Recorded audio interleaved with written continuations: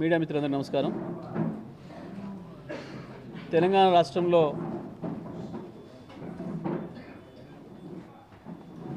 ప్రభుత్వ వైఫల్యాలు రోజు రోజులకు ప్రజలకు అర్థమవుతున్నాయి. ఇచ్చిన హామీల్ని ఏ ఒక్కటి అమలు చేతగాక, పరిపాలన చేయడం చేతగాక, ప్రజల పట్ల సోయి లేక కాంగ్రెస్ పార్టీ అవినీతికి పాల్పడి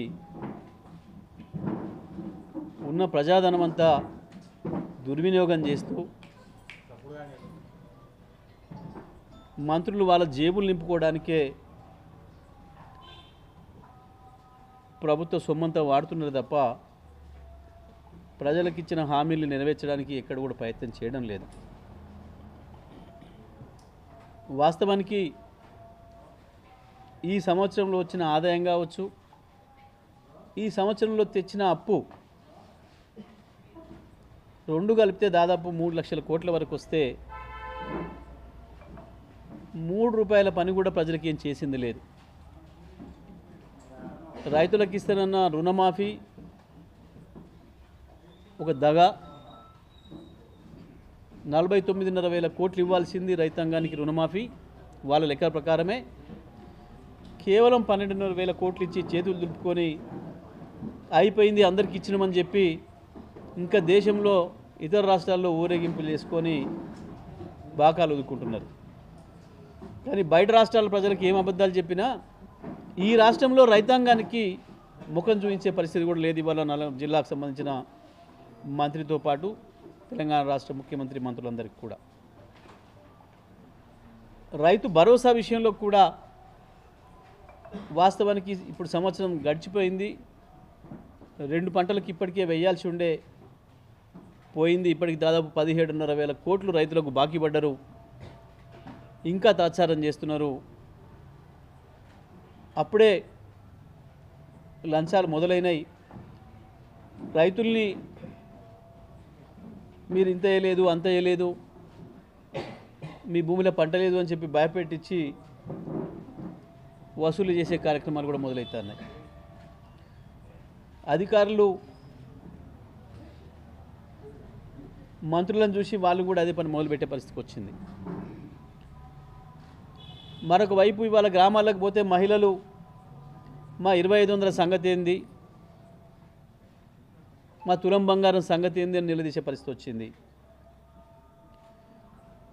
మరొక వైపు రైతులు రుణమాఫీ, బోనసు అన్ని విషయాల్లో మోసమే జరిగిపోయింది. బోనస్ను బోగస్ చేసిండ్రు. వ్యవసాయ శాఖ మంత్రి ఉత్తమ్ కుమార్ రెడ్డి ఊదరగొట్టిండ్రు. 1,53,00,000 ధాన్యం పండించడం, 1,53,00,000 ధాన్యం పండించడం అని ఇప్పటి వరకు లెక్క చెప్పలేకపోతున్నారు. వ్యవసాయ శాఖ మంత్రి దగ్గర లెక్క లేదు, సివిల్ సప్లైస్ మంత్రి దగ్గర లెక్క లేదు, ఆర్థిక శాఖ మంత్రి దగ్గర లెక్క లేదు, ముఖ్యమంత్రి అయితే వ్యవసాయం గురించి మాట్లాడిన సందర్భమే లేదు. ఇప్పటి వరకు ఈ సీజన్లో ఎన్ని వడ్లు ప్రభుత్వం కొనుగోలు చేసింది రైతుల దగ్గర నుండి, దాంట్లో దొడ్డు వడ్లు ఎన్ని, సన్న వడ్లు ఎన్ని, మొత్తం బోనస్ ఎంత ఇచ్చింది, వడ్ల కొనుగోలుకు ప్రభుత్వం చేసిన పేమెంట్ ఎంత అనేది ఇప్పటివరకు చెప్పే నాదుడే లేడు. ఇది వాళ్ళ ప్రభుత్వ పరిస్థితి. వ్యవసాయ రంగం పైన వీళ్ళకున్న సోయి. ఇంకొక వైపు రైతు కూలీలకు ఇస్తామన్న 12,000 రూపాయలకు సంబంధించి ఊసే లేదు. ఇక యువకులు విద్యార్థులను చేసిన మోసం అంతా ఇంత కాదు. ఇండ్లు ఇస్తామని చెప్పి మోసం చేసిండ్రు. ఇవాళ గ్రామ సభలు కేవలం ఒక ప్రహసనంలాగా తయారైంది. వాస్తవానికి 2 సార్లు ఇప్పటికే వివరాలు సేకరించిండ్రు. ప్రజాపాలన దరఖాస్తులు అని చెప్పి గప్పాలు కొట్టిండ్రు. అయిపోయింది మొత్తం, ఈ దరఖాస్తుతోని మీ మొత్తం అయిపోతే మీకు కావాల్సిన అన్ని ఇచ్చేస్తాం మేము అని చెప్పిండ్రు. మొత్తం మాయల మాంత్రికుడు వేషం వేసినట్టు వేసి దరఖాస్తులు తీసుకుపోయారు. అయ్యాడ వారేసిండ్రు, పత్తా లేదు. ఆ తర్వాత సోషియో ఎకనామిక్ సర్వే చేస్తున్నామని చెప్పి ఇంకోటి చేసి అది కూడా చేసిండ్రు. దాంట్లో మళ్ళీ తీసుకున్న వివరాలే మళ్ళీ తీసుకున్నారు.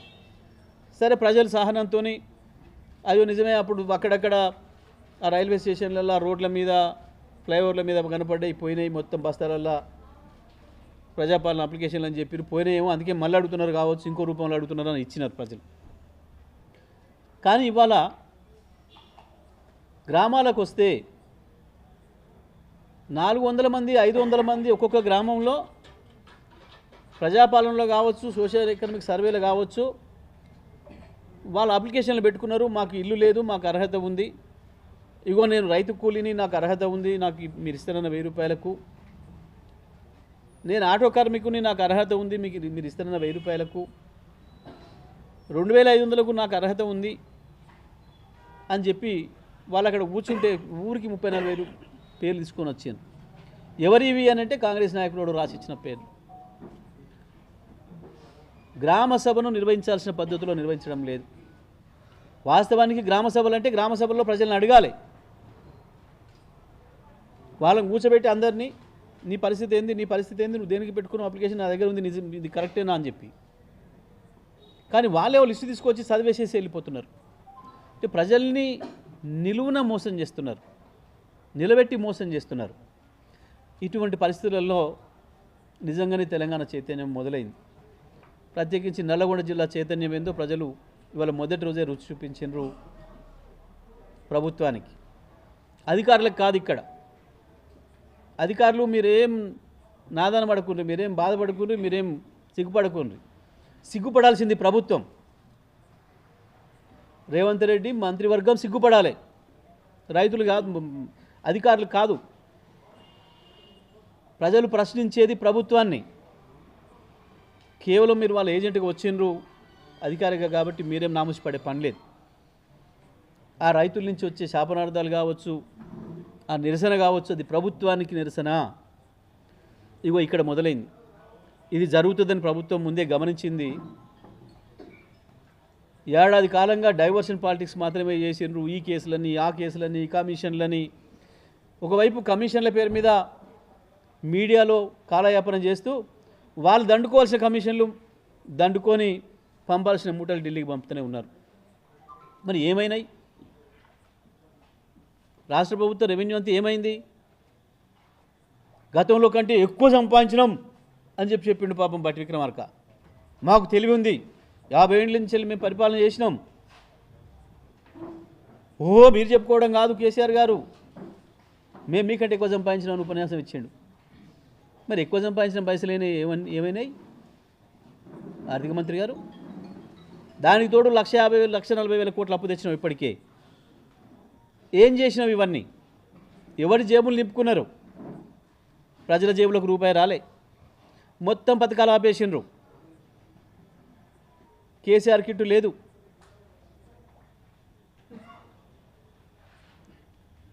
ఇస్తానన్న తులం బంగారం అదనంగా లేదు.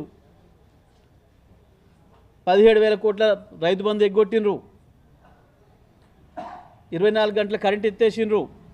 కరెంటు కొనే పని కూడా లేదు రోజు.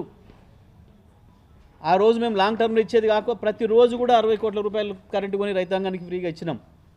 ఉచిత కరెంట్ 24 గంటలు ఇచ్చినాం. మీరు వచ్చిన కాంచి ఎత్తేసిరు. ఒక్కరోజు కూడా 24 గంటల కరెంట్ ఇవ్వలే ఇప్పటికి కూడా రైతాంగానికి. ఏమవుతున్నాయి పైసలు? ఇగో ఇది రైతులు అడుగుతారు, ప్రజలు అడుగుతారు అనే భయం మొదలైంది ప్రభుత్వానికి. ఇక డైవర్షన్ పాలిటిక్స్ సాధ్యం కాదని చెప్పి ప్రత్యక్షంగా దాడుల పాలిటిక్స్ మొదలుపెట్టింది. ఎందుకు చేస్తున్నారు ఈ దాడులు? ప్రజల నుంచి మా పైన నిరసన వస్తుంది, అది నెమ్మదిగా ప్రతిఘటనకు దారితీస్తుంది. ఇప్పుడే భయపెట్టియాలి ప్రజల్ని భయపెట్టియాలంటే ప్రజలకు నాయకత్వం వహిస్తున్న ప్రతిపక్ష పార్టీని భయపెట్టియాలి. ఇది ప్రభుత్వం కుట్ర. ఇవాళ నల్లగొండలో ఏం అవసరం ఉందని దాడి చేసిండ్రు? భూపాలరెడ్డి పైన, సైదిరెడ్డి పైన, మా ఇతర నాయకుల పైన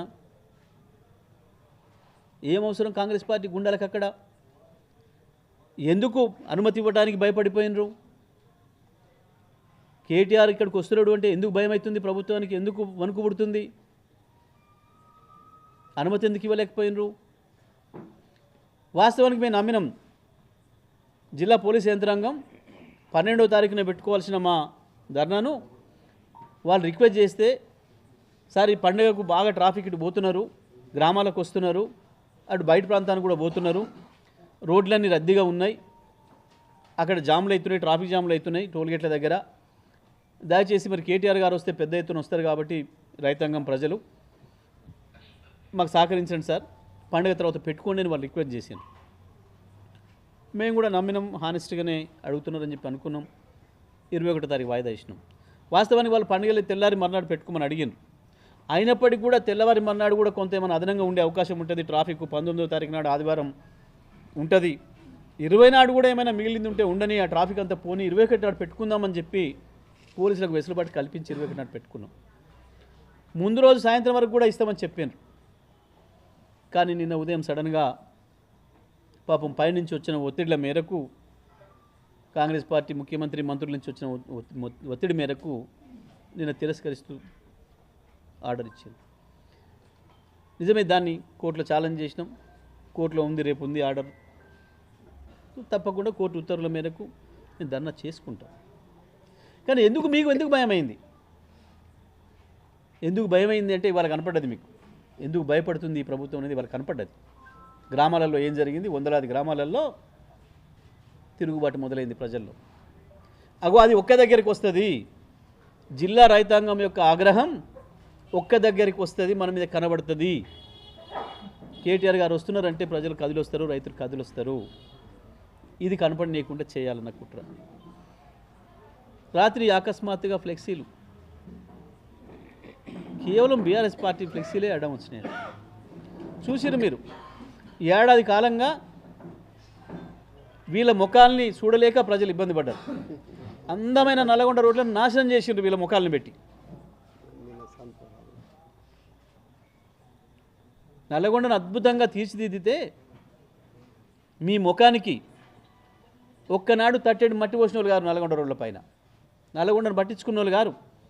నిజాం కాలంలో కట్టడాలు, నిజాం కాలంలో వేసిన రోడ్లు తప్ప మీ ముఖానికి ఒక్కనాడంటే ఒక్కనాడు మీ కాంగ్రెస్ హయాంలో ₹1 పనిచేసింది లేదు. కేసీఆర్ గారు ఏదైతే ఎన్నికల ముందు మాట ఇచ్చిండో, మా భూపాలను గెలిపేయండి, నేను దత్తత తీసుకొని ఇక్కడ కూర్చొని నల్గొండను బాగు చేస్తా అని చెప్పిండు.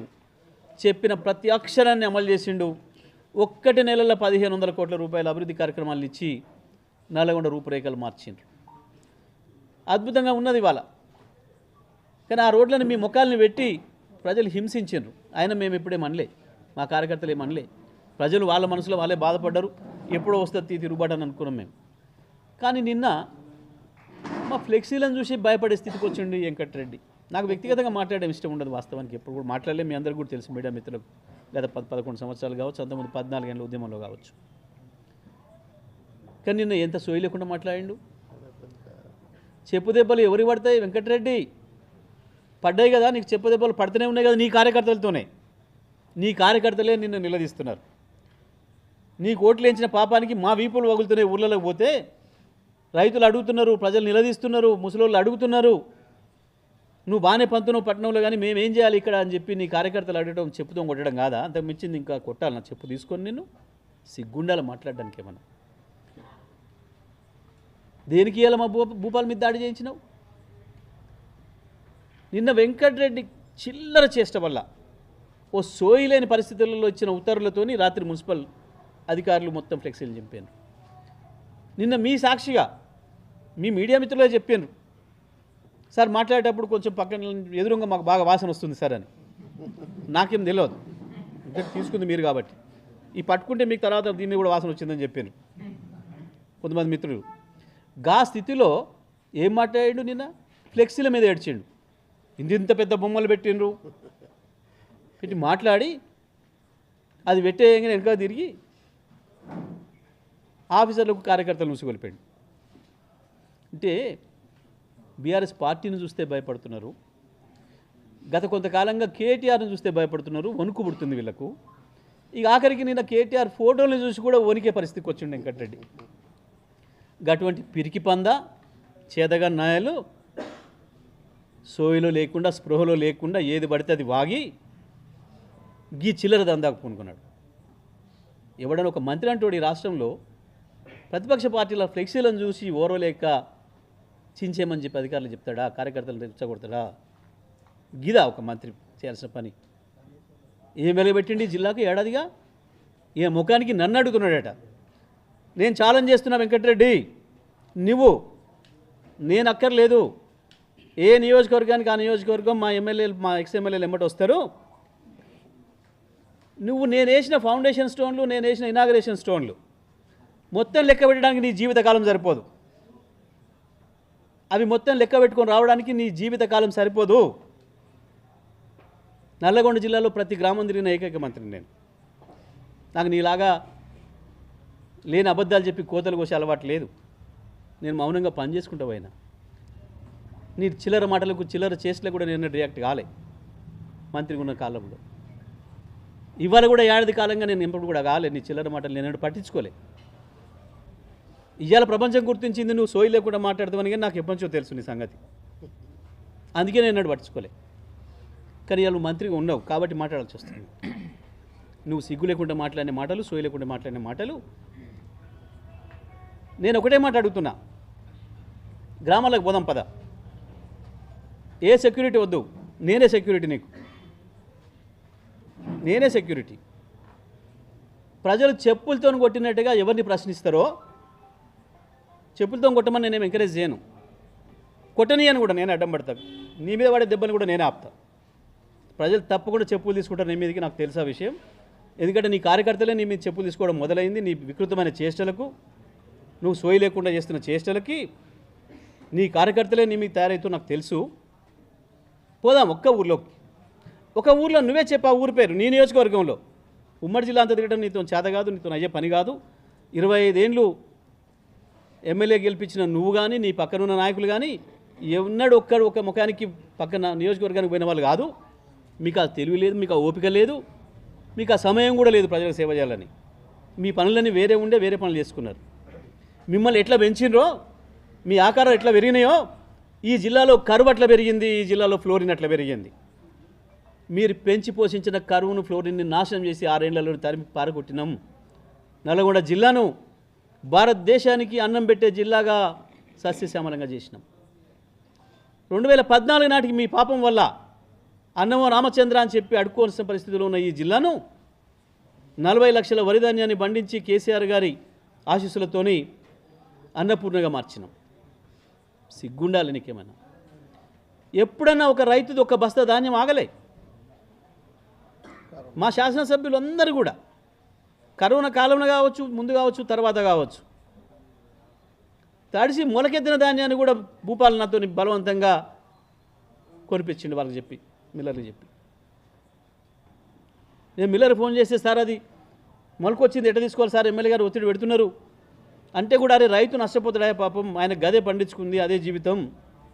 నువ్వు మిల్లరు ఏదో ఒక రూపాయి ఇంకొక కలిసి వస్తుంది, నీకు పుణ్యం ఉంటుంది తప్ప పాపమేం కాదు, తీసుకో ఏం కాదు. ఎమ్మెల్యే గారు చెప్పేది ఆ రైతు గురించి కదా అని చెప్పి, పంట వచ్చిందంటే 15 రోజులు మేము కళ్ళాలలో ఉన్నాం.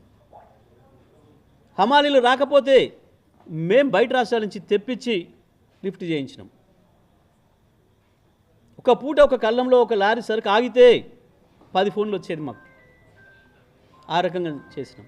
ఏ ఒక్కరోజు కూడా మా 10 ఏళ్ల కాలంలో మద్దతు ధర కంటే ₹1 తక్కువకు ఏ ఒక్క రైతు కూడా అమ్ముకోలే ఈ జిల్లాలో. కానీ నువ్వు చేసిన నిర్వాకం 500 కోట్ల రూపాయలు వసూలు చేసి దళారుల దగ్గర, మిల్లర్ల దగ్గర రైతాంగాన్ని కషాయోడికి గొర్రెనప్ప చెప్పినట్టు అప్పచెప్పినాం. ఈ జిల్లా రైతాంగం నువ్వు చేపట్టి 1000 కోట్ల పైన నష్టపోయింది. 1600, 1700 దిక్కులేక అమ్ముకున్నారు రైతులు. ప్రతి రైతుకు తెలిసి ఇవ్వాలి.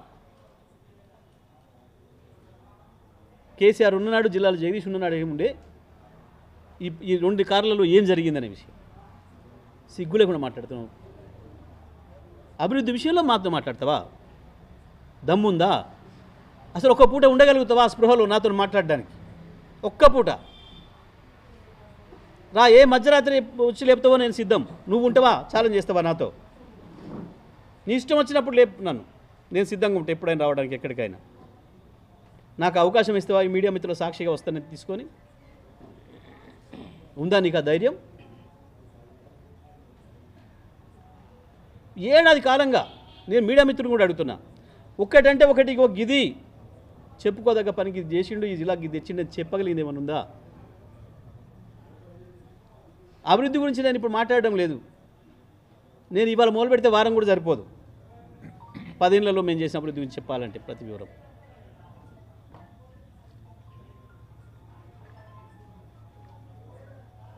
ఇవి ప్రశ్నిస్తున్నారని, రైతులు తిరుగుబాటు చేస్తారని భూపాల్ రెడ్డి మీద దాడి చేయిస్తా. భూపాల్ రెడ్డి మీద దాడి చేస్తే భయపడతారా భూపాల్ రెడ్డి? నీ ముఖానికి నీ ఆఫ్టర్ ఆల్గా స్ట్రీట్ రౌడీలు భూపాల్ రెడ్డి భయపెట్టగలుగుతారా? ఇప్పటికైనా ఇటువంటి చిల్లర దాడులు మానుకోవాలి. నేను కాంగ్రెస్ పార్టీ రాష్ట్ర నాయకత్వాన్ని కూడా చెప్తున్నా, జిల్లాలో ఉన్న మిగతా నాయకత్వాన్ని కూడా విజ్ఞప్తి చేస్తూ ఉన్నా, ఈ చిల్లర వేషాలు బంద్ చేయమని చెప్పండి. నేను జిల్లా అధికారులు కూడా విజ్ఞప్తి చేస్తున్నా, మంత్రి అయితే కావచ్చు కానీ సోయిలే లేకుండా ఇచ్చే ఉత్తర్వులు కనుక మీరు అమలు చేస్తే మీరు చిక్కులో పడతారు. అది మున్సిపల్ అధికారులు కావచ్చు, ఇంకోరు కావచ్చు. తీయండి లెక్కలు, చెప్పండి. ఏడాది కాలంలో కనపడ్డ ఫ్లెక్సీలు అన్నిటికీ ఎన్ని ట్యాక్సులు కట్టినరో ఇప్పటి వరకు, మేము ఎంత కట్టాలో బీఆర్ఎస్ పార్టీ మేము సిద్ధంగా ఉన్నాం. మీకు ఇష్టం వచ్చినట్టు చింపే హక్కు లేదు అధికారులకు. అనుమతి లేకుండా పెడితే నోటీస్ ఇవ్వండి. మాకు నోటీస్ ఇవ్వాలి. 24 గంటల 48 గంటల సమయం ఇచ్చి ఏమైనా ప్రజలకు ఇబ్బంది అవుతుంది, రహదారులకు ఇబ్బంది అవుతుంది అని అంటున్నారా? మాకు ట్యాక్స్ కట్టకుండా పెట్టినట్టున్నారా? ఏ కారణం చేత తొలగించమంటారో నోటీసులు ఇవ్వాలి. మేము తీసుకునే అవకాశం మాకు ఇవ్వాలి. లేదా తీసి మాకు అప్పచెప్పి దానికి కావాల్సిన సొమ్మంది వసూలు చేయాలి. కానీ సోయి లేకుండా ఇచ్చే ఆర్డర్లను అమలు చేస్తానికి మీరు పార్టీ కార్యకర్తలు గారు, గుండాలు గారు, మున్సిపల్ అధికారులు జాగ్రత్త. నేను జిల్లా పోలీస్ అధికారులు కూడా విజ్ఞప్తి చేస్తున్నా, మీరు మీ చట్ట పరిధిలో మీకు ఉండే అధికారుల మేరకు పనిచేయండి. అతిగా పోయి ఎక్కువ పోయి మీకున్న అధికారాలకు మించి పనిచేస్తే, ఎవడో ఏదో చెప్పిండు కదా అని చెప్పి పనిచేస్తే నష్టపోయేది మీరే అవుతారు. పార్టీలుగా మేమందరం సమానమే.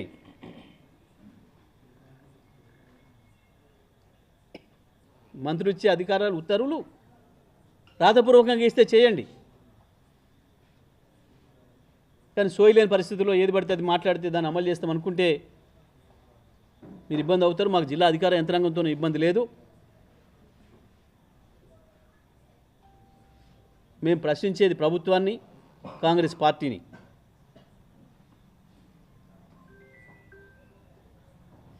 ఇంకొకసారి ఇటువంటి దాడులు జరిగితే ఎట్టి పరిస్థితుల్లో సహించమనే విషయాన్ని కూడా నేను హెచ్చరిస్తూ ఉన్నా. పార్టీ నాయకులపైన, కార్యకర్తలపైన తప్పకుండా రైతు ధర్నా నిర్వహించి తీరుతాం.